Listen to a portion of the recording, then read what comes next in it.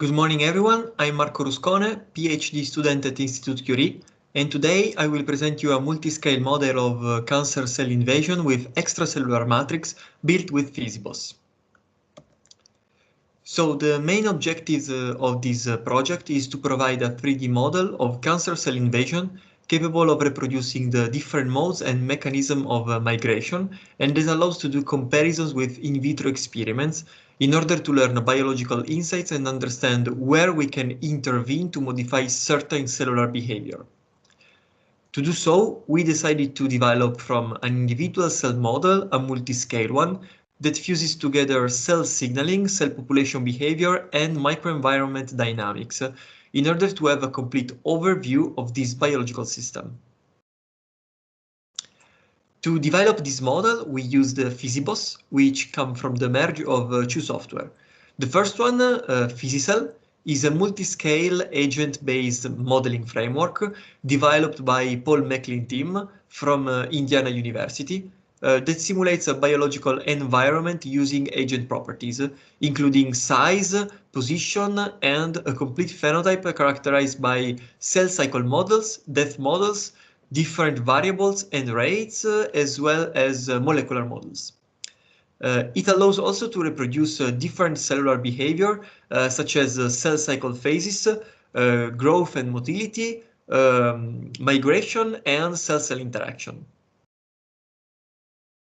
So thanks to a system of ordinary differential equations and an internal solver module called BioFVM, PhysiCell can simulate diffusion, decay, and uptake or production rates of molecular entities into the microenvironment. Still, the limit of this kind of approach is the lack of a detailed intracellular signaling. And to cover this, it was developed a MABOS add-on that simulates continuous time Markov processes applied on a Boolean network, taking advantage of transition rate functions and introducing the concept of time in Boolean analysis.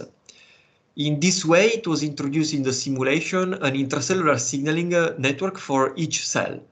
And the models developed with this kind of approach take advantages of a mixed approach using both resolution of ODEs, simulation on Boolean network, or flux balance analysis. So starting describing the individual cell model, in the figure you can see the Boolean model we used to simulate the intracellular signaling network for the invasion model.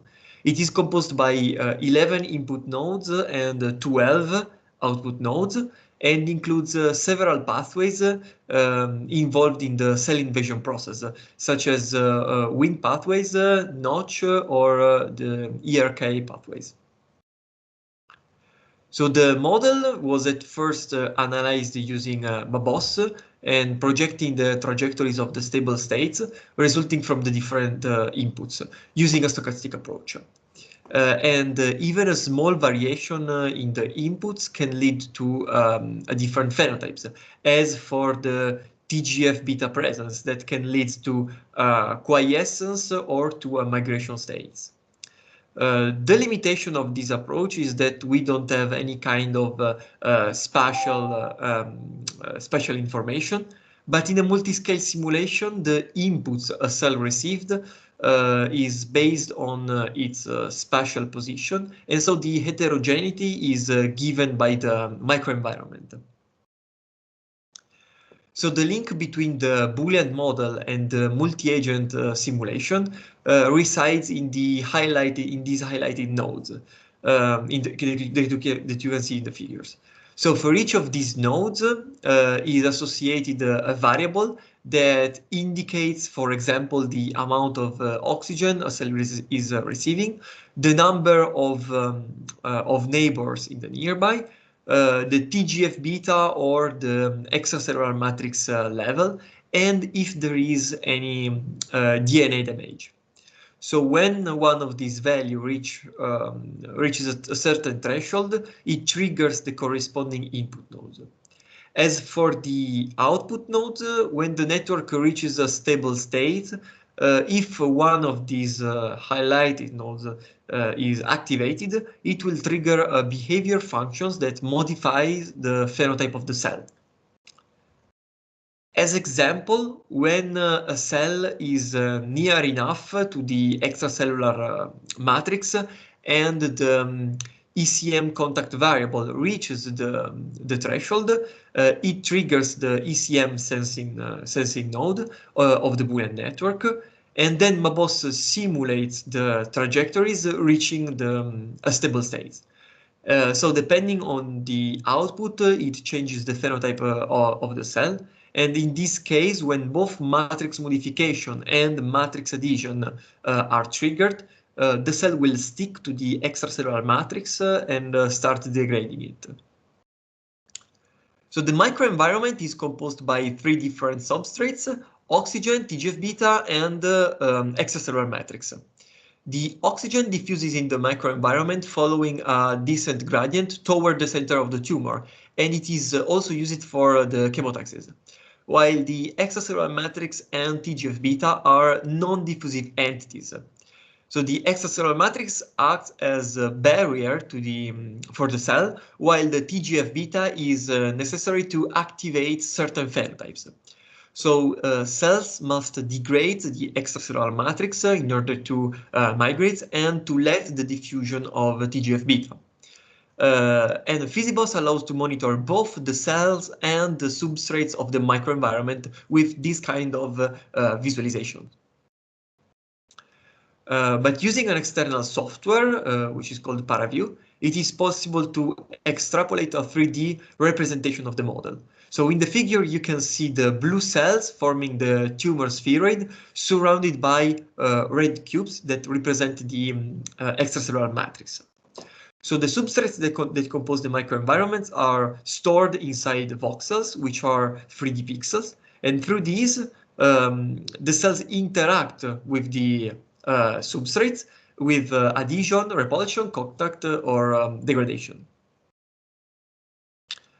So controlling the various inputs of the simulation, we can observe different invasion modes. So when a cell has no adhesion and migrates or escapes through the extracellular matrix by itself, we have a single cell migration case. Instead, when 2 or more cells developed enough adhesion and migrates together, we have a collective migration case.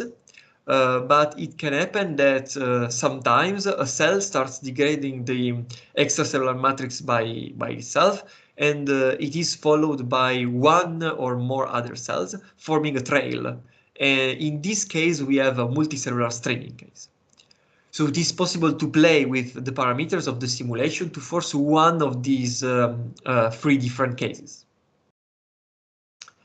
PhysiBOS allows also to visualize the simulation through 2D and 3D snapshot, but also to extrapolate video like this, where the user can monitor the behavior of the cells, as well as displaying the value of different parameters through color bar. So in this example, the red cells are migrating cells that have more contact with the extracellular matrix, while the blue cells has no contact with the ECM and are in a quiescence or freezing state. So in order to validate the model, we collaborated with the group of Philippe Chavrier from Institute Curie to try to reproduce an in vitro experiment from one of their papers. So we focus on reproducing one of their experimental results, where it was shown a culture of breast cancer cell embedded in collagen matrix immediately and after 2 days of invasion. So in this case, an inhibitory mutations leads to the inhibition of MT1-MMP, blocking, as you can see in the left panel, the migration process. So in order to replicate this result, we simulated an inhibitory mutation on the MMP's node, which leads, as you can see in the right panel, to a block of the invasion process as well. So similarly, another results of the paper shown an activating mutation that leads to the upregulation of MT1-MMP. And as you can see from this panel, that caused a burst of migration through the collagen matrix.